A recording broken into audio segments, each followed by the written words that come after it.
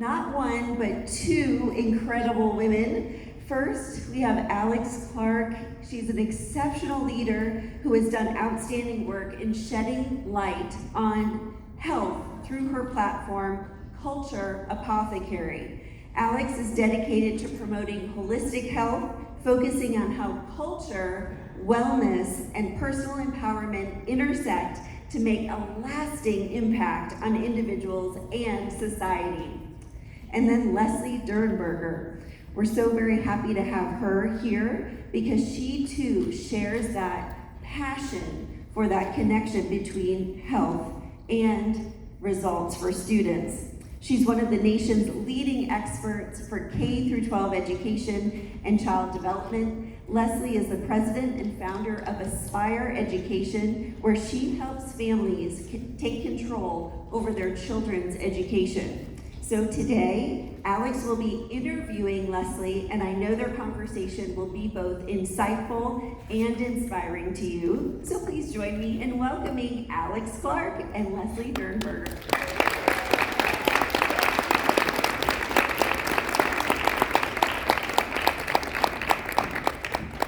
Hey everybody, so happy to be here and so excited to get to talk to the wonderful Leslie here all about homeschooling and styles and best practices, and also just how to answer those stupid questions that you get asked all the time, usually as a homeschool parent.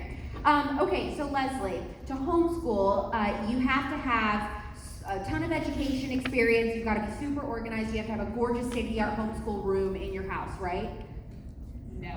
Let me answer that very personally. I definitely, I'm talking about neurodiversity, definitely have chaos. So I had 4 kids in 4 years. And homeschooling them, my house, this is what I used to say to people, please come over anytime you'd like. But remember, I decorate in early childhood because there are things everywhere. And honestly, the chaos is beautiful. And it allows them to live in every aspect of their home. So you don't need to have it all together. You don't need, yes, I have a background as an attorney. What I tell people a lot is sometimes that can be a detriment. Just love your kids. If you love your kids and you know your kids, you can homeschool your kids. When do you feel you really woke up to dysfunction in our school system? Oh, that one I woke up. My kids, as I said, we had 4 kids in 4 years. And my oldest went through 2nd grade, and my daughter through 1st grade. And I was very active in our public school system. I was VP of legislation on the PTA. And I read No Child Left Behind when it came out, and I went, oh no. Because my background, I actually kind of grew up on Capitol Hill. I'm an attorney, a litigator, and I kind of understand how everything works. And I was very active in the classroom, and I had already been feeling very uncomfortable with what I was seeing, and every decision that was being made was to push parents out of the way and to separate kids from parents. And this was over 20 years ago. Our oldest just turned 28. So this was happening, and I pulled my kids over 20 years ago. And I was seeing kind of the writing on the wall. And then the first time God put the idea of homeschooling in my head was I was asked to go to the NEA function that they have for PTA presidents and vice presidents. And I started to read the policies of the NEA. And right there it said, homeschooling should be abolished. It is a detriment to children. And I went, oh my goodness, you've got to be kidding me. That is horrible. And so that was what really started opening my eyes and shifting my thinking. Let's talk a little bit about the realities of traditional schooling. Why is it that traditional school doesn't usually meet kids' learning needs, especially unique learning needs? Right, that's a great question. And you know, there are so many different aspects to that, but traditional schooling it meets different learning styles in one way, but we've got a lot of different labels out there, right? We all are neurodiverse. If any of you came to my breakout sessions, you know, I talk about that. It's important to define our terms, and we hear that term neurodiverse all the time. And really, I look at it as a natural function of our brains. We're all different. We're all fearfully and wonderfully made.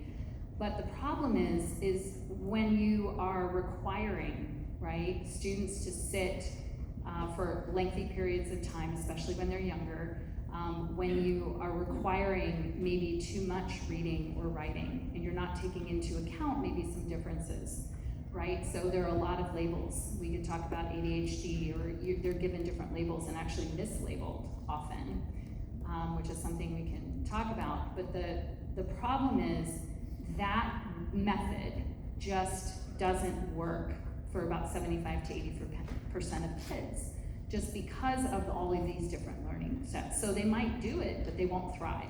Okay, so if traditional schooling methods work for about 20 to 25% Right. of kids on average, Right. what exactly is happening to the other 75% of kids in American schools? Great question. What happens is they fall through the cracks. They don't thrive. They act out. So when we're talking about like kids when they're younger, right? And you get the kids who will act out because it's not a character issue. We keep attributing that to character often. And usually it is not a character issue. It's the fact that they are not able to do what's being asked of them. But they don't have the capacity to know that. They just self-talk and say, oh, well, I must be stupid, because everybody else in here is doing that. So we get this unfortunate cycle. So what's happening to these other kids is they're doing some self-talk where they're saying, well, I must be dumb. I must not be able to do this. I'm not very good at this. So what's happening is we're getting this crisis, right, of more not having that self-respect, you know, that like Kathy Cook talked about earlier today, where it really undermines what parents are trying to do at home. And unfortunately, in traditional education, your kids are spending more time away from you than they are with you.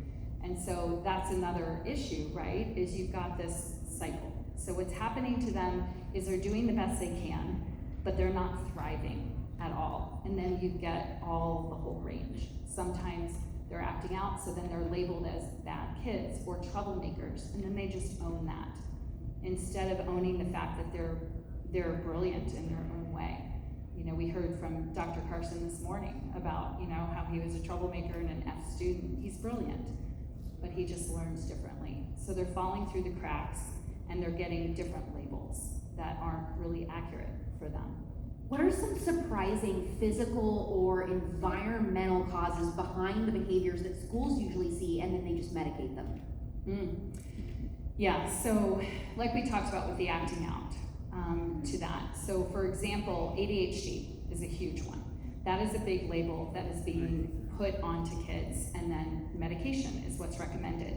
So that will be docile and easier to control. And I want to throw this in as well, which you probably already know. I love your podcast. I love who you have on there, but the male and female brain is different. It is physically. Wait, imagine. You can't say that, Leslie. I know, heaven forbid. There is gray matter and white matter in our brain, and the white matter is connective tissue. So when male brains have more connective tissue, so when they move, things fire up more. They can think better. How many of you in here have boys like mine? I had a mini trampoline in my house at all times. And we would do our spelling words while they were bouncing up and down on the trampoline because their brains would work better, right? And so we have all of these differences, and we have all of these situations that are going on. And it's very, very important to understand that they're misdiagnosed. So like the ADHD, that's one aspect of it, right? That where they need the boys and they need them to be calm. They have to be able to sit. It's a character issue again. You need to be able to sit. Well, that's one issue. The other issue is the misdiagnoses of ADHD. So if you were in my breakout, I shared this. There are 18 diagnostics for ADHD, for example. Okay, there are 2 sets of 9 diagnostics. And if you have 6 from each column, you have ADHD. That's how they do it from DSM-6. So this is what most people don't know. 15 of those 18 are exactly the same for visual processing disorders. So, but if you talk to any well-educated, well-meaning, wonderful special ed teacher who's in the public school system, or talk to any teachers, they've never heard of it. They have no idea about it. What is it? So visual processing disorders can be anything from, a big one is convergence insufficiency is what it's called, okay? There's one, saccades, tracking. There are numerous different things, but what it is in general that so many people aren't aware of, when I talk about visual processing disorder, it's a neurological vision disorder. It is not your eyeballs. Our eyeballs are our camera, right? And so that needs to work well, right? So you're taking pictures and getting that information into the film, into your brain. Well, how is the brain utilizing that information? So what we're talking about now are neurological and visual processing within the brain. It is not necessarily a camera or an eyeball. So you can have a child that has 20/20 vision, but they still may have visual processing disorders going on.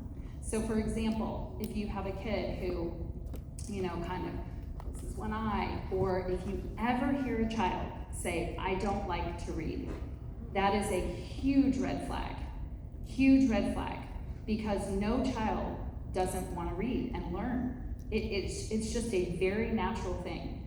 And any child, including my own, that I've worked with, who has said, yeah, I don't really like to read.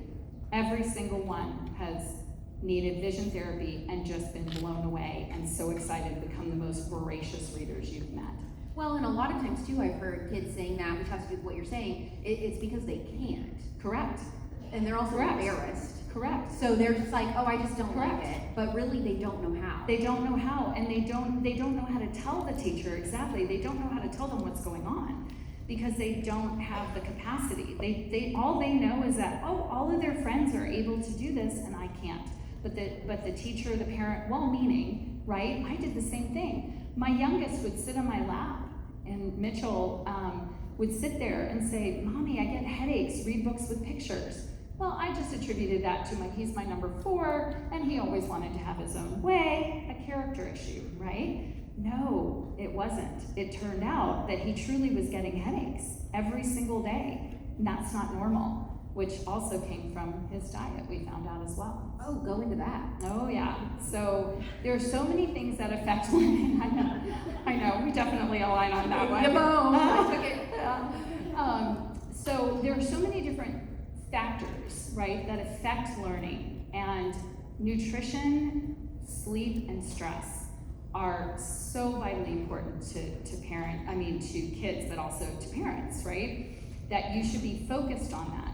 Because if a kid doesn't have the foundation, how can they learn? If their brain isn't operating well, nothing is gonna stick, nothing's gonna go in. So focusing on the nutrition and getting the stress and the sleep figured out is critically important. So for example, so I'm gonna bring up Mitchell. He couldn't be here. This is my baby, my number 4, 6'6", bodybuilder. So it cracks me up to introduce him that way.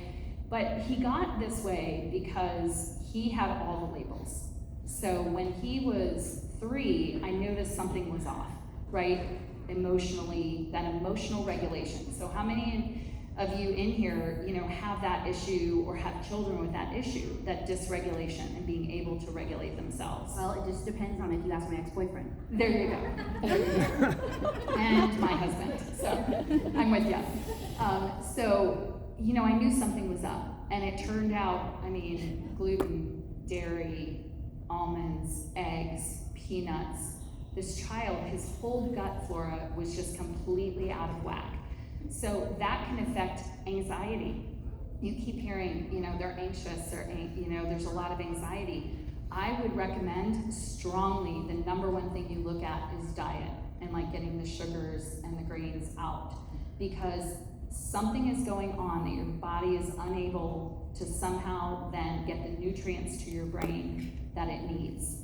And how can we expect children to learn if they are not getting that? And I know you're a big proponent of how awful the food is in the school system, and I couldn't agree with you more. So wherever your child's gonna be, whether it's at home or in school, making sure that they've got the proper nutrition so they can focus and so that they can learn is vitally important. Just to encourage parents that have neurodivergent kids, what does intelligence look like in a neurodivergent kid? Oh, I love that question. So neurodivergent kids, and I get this a lot, right? And I'll meet with families and I'll meet with the kids. It's very important that I meet the kids themselves. Within 5-10 minutes, I'll look at a parent, usually out of the hearing of the kids, I'll say, your child is super gifted. And they're like, oh no, not really, actually, they're really not. And they don't like to read and they don't. Here's why I say that. The questions they ask, how engaged they are, and the connections that kids make. Intelligence doesn't mean that your child has memorized the periodic table by the age of 5.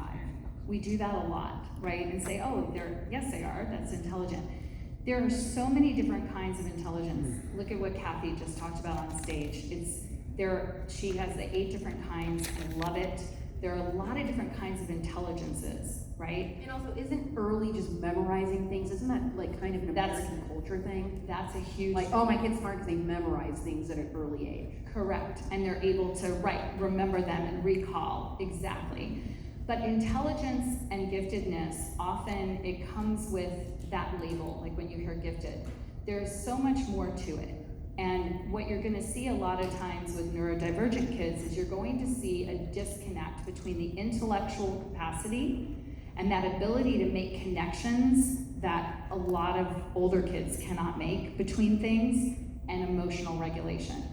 So you've got this capacity here of an intellectual capability, or like the questions they ask, or the connections they make, or the drawings that they do, with also then their emotional age, if that makes sense. Yeah. Mm-hmm. Just out of curiosity, is anybody in the audience a teacher in a regular school setting?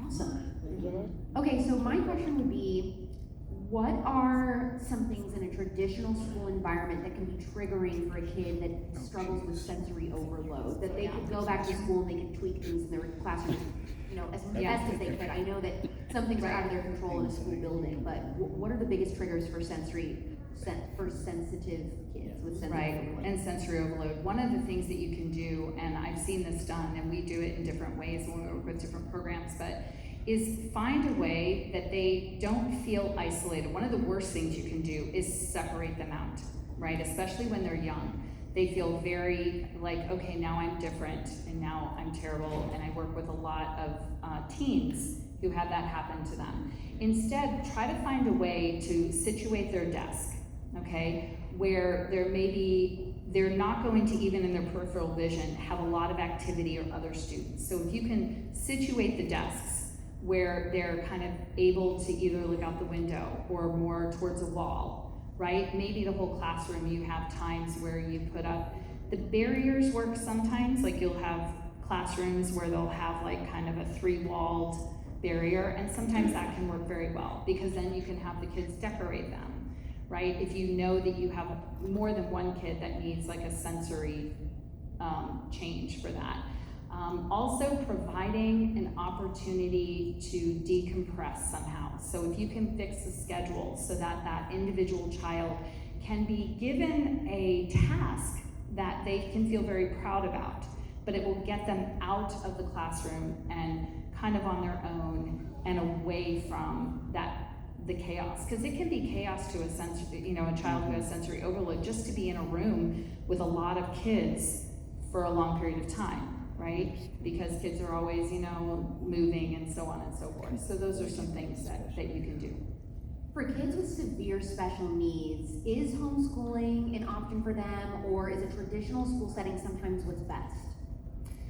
Well, and I wouldn't necessarily even say when you say traditional school setting, but I think I know more like get them out of the house or have support and going to school, Yeah. right? Or going to a program that might be supportive of that. And that really depends on the family. It really does. It depends on the support system the family has, the resources the family has, as well as the capacity, right, of mom and dad. So that one I would say really depends on the family in terms of, and what the special needs are. I mean, that is such a broad category, right? So for example, I have some clients who have nonverbal autistic kids who may or may not also be, can get very physical, right? And so there's a lot of burnout that comes from that level, right, for parents. And so having some kind of program where they can be confident, though, that the program is helpful. But I will tell you, a lot of the circumstances, the programs we have in the public schools, a high percentage of those are not very in keeping with what parents would want for their children. So it really is a balance. And then there are some phenomenal, for example, autism classrooms. You know, some of the people that work with me happen to be even in CPS, and she's phenomenal, right? And they have a great classroom. So it really depends on the resources, what the situation is. But yes, that can be very beneficial for both the child and for the family, because you might have other kids too who need some more attention. How do we teach our kids to critically think? Ooh, great question. You're hitting my law stuff now. I love it. Critically think, and I love this audience here, but I would say ask questions. It's the crux of classical education. It's the crux of everything. Learn how to ask good questions. Learn how to ask your child why. That is kind of a joke. One of my nicknames when I was teaching is Mama D, and leading mission trips with my teens and the kids I mentor. And they'd always say, oh my gosh, Mama D's favorite question is why, just don't go there, that kind of thing. But that is a wonderful way to develop that. And ask them why, and tell them, it's okay to say I don't know. And then explore that further. So that's one of my favorite suggestions. And then also, provide materials. One of my favorite resources is the Critical Thinking Company, mind benders, analogies. Put in front of them logic puzzles. Put in front of them, play games that are strategic. Games are a phenomenal way to develop critical thinking, and also relationship. So whether it be chess or Othello, Othello's a great one for a two-person. Games are a phenomenal way, strategic games, to develop that critical thinking aspect. But critical thinking really, at its crux, is problem solving. So allow your child, this is the final one I'll say to this, is give your children an opportunity to solve their own problem. Don't always solve it for them. And that will develop critical thinking, because that is really at its core what it is solving problems. How do you respond as a homeschool mom when someone says, aren't you worried your kid isn't going to be socialized enough? Okay, admission time here. That was me. Okay, people say, oh, do you always want to homeschool your kids? I said, no. Remember, lawyer, I don't make my own food. I don't grow my own, or grow my own food. I don't make my own clothes. No, homeschool, you've got to be kidding. And socialization. Well, my husband and I kind of laughed at each other when we brought that up, because one of the problems we had with the public school system when our kids were in it was the fact that first graders were teaching first graders how to behave, and that wasn't going so well. That just really didn't work. And we were really not happy with the socialization our children were getting. And what I said to my kids all the time, and I love it now because, as I said too, this is Mitchell's favorite question when he'll come with me when I speak, and he says, I want to take the socialization question. He said, we were raised in the world, and our socialization was with everybody from babies to adults. And our oldest, Timmy, this is to give you an example, when he was 14, he decided, yes, I do want to play travel baseball. Well, I don't know if any of you are in the travel sports world. Breaking in at 14 is rough, right? All these families have been together. He did make the team. And one day, a few weeks into practice, a dad came over to me and said, hi, introduced himself. And I said, hi, nice to meet you. And he said, can you please take my son home with you? Well, parents offer rides all the time, to each other's kids. So I'm like, sure, where do you live? And he goes, no, I don't think you understand me. He said, I want you to take my son home with you. And I'm like, I'm not sure how to respond to that. And he then went on to tell me that our son had been walking up to parents that he hadn't met yet. He walked up to them, looked him in the eye, according to the stats, shook their hand and said, hi, I'm Tim Dernberger, I'm new to the team. I'm very excited to be here and play with your son. Whose parent are you? And the dad, and apparently all the parents were just like, okay, who is this child? And are you really 14? You know, and it didn't even register with us because we had taught our children to do that. But at 14, the dad just looked at me and he said, my son can't look anybody in the eye. He would never shake his hand, and his answers are one syllable, yeah, no, you know? So, you know, that is how socialization question gets answered. It's phenomenal, and they know how to talk to every age, every person. I love that your son did that. And you know, anytime I talk about how one day I want to be a homeschool mom, Yay. is that people are like, well, aren't you worried about them turning out weird? And I'm like, haven't you seen what's going on? You know, 100 genders wearing a cattail. Like, I'm like, what? If that is normal, then I don't know what to tell you. Furry today, guy tomorrow. Exactly. Yes. Like, okay, so that's the standard of normal? Like, no, I'll pass. Okay, so how can parents start customizing their child's education at home, even if they're not fully homeschooling? Oh, absolutely, wonderful. So like the resources that I just mentioned, surround your children. Make your home a learning environment, almost without them realizing it. I mean, the critical thinking company that I mentioned to you, not a year ago, Mitchell and Jackson, his next older brother, they came downstairs like, Mom, do you have any of those mind benders laying around? Because of course I still have all the curriculum in the house. And I said, are you kidding? And they go, no, I feel like I want to do those. Surround your children with things like that from the Critical Thinking Company, with things that they're passionate about. So whatever they're interested in, really let them dig into that. So find ways to put those kinds of things around them. If they're into trains, look for ways to also expand their horizon in that area. So for example, if they're very into trains, find a retired conductor, take them on field trips, take them out to see the trains, find somebody who could maybe mentor them, who works in the train system, take them on the Metra into Chicago.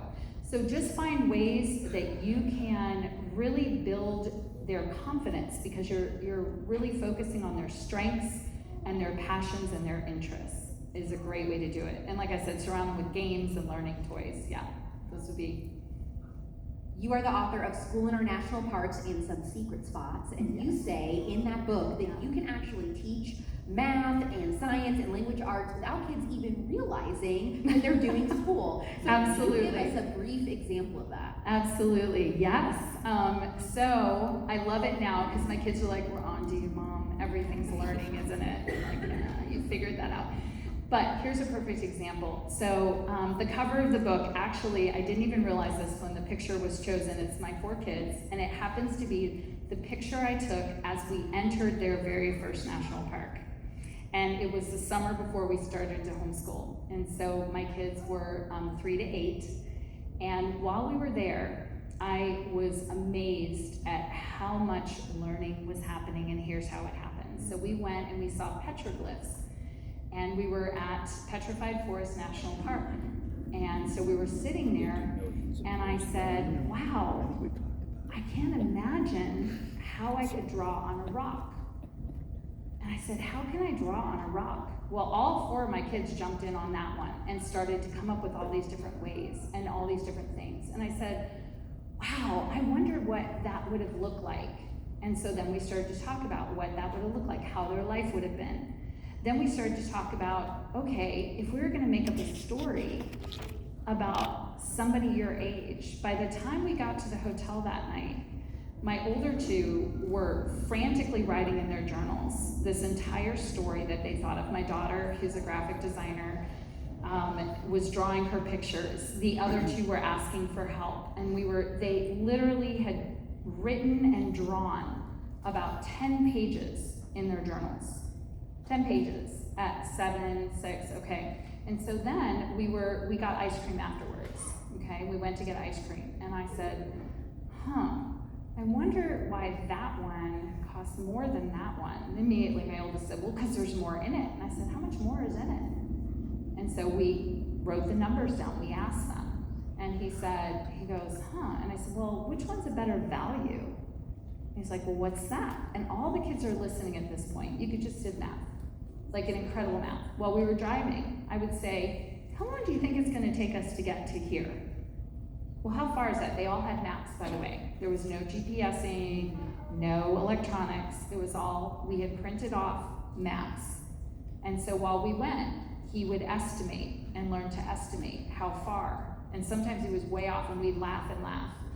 And then he started to get really good at it. There's math. When we were in the national parks, we would discover all kinds of things and you don't have to do anything. They said, well, Mom, that's an owl pellet? What's an owl pellet? I don't know. Let's go find out. I knew what an owl pellet was. Let's go find out.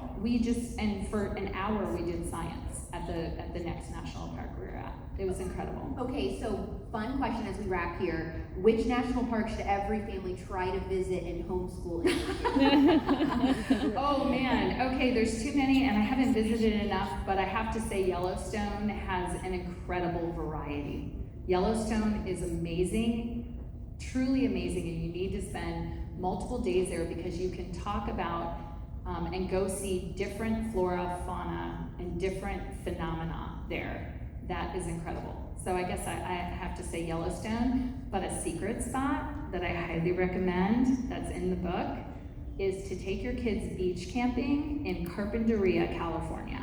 If anybody's heard of Carpinteria, Yeah. It is a little town south of Santa Barbara and Goleta, just south of there, and you can beach camp there. And they have incredible tide pools, and it is one of the most wonderfully unique experiences, and a lot of people don't know. Now that's a state park, but it is one of the secret spots in there, so I'd recommend both of those.